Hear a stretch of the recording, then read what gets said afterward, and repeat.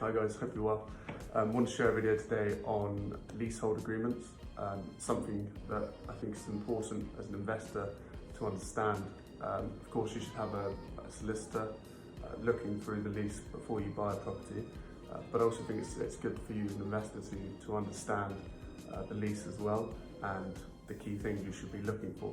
So I'm just going to run through the four things that I always look at and pay attention to when I'm looking through a leasehold agreement for a property.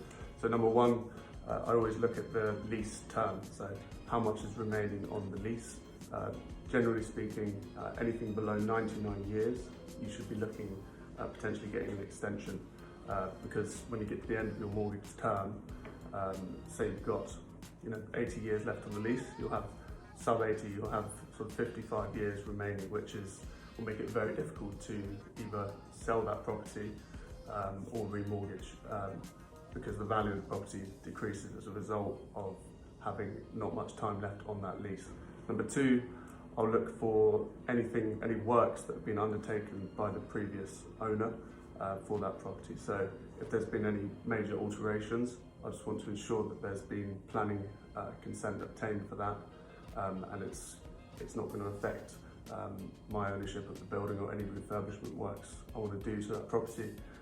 So if you do, in the event that you do buy a property and there have been some works undertaken which haven't been given the planning sign-off, then you will actually be liable to obtain that consent retrospectively, which is a big cost and something that you don't want. Number three, I'll look at the ground rent on the property. So again, this can be a big cost. So I'll ask my solicitor, I want to understand what the ground rent is, how much it is, and exactly if there's going to be any future increases in that ground rent.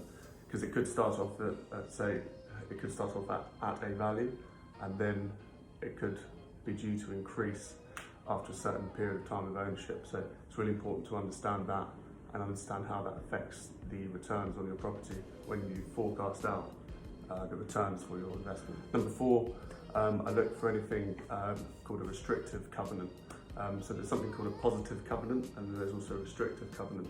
So restrictive covenants for me are the most important because they are effectively obligations that you have as the leaseholder to comply with. So this could be, you can't have pets in the property, you can't let one of the rooms as a holiday let, for example, or you might not be able to turn it into a house of multiple occupancy.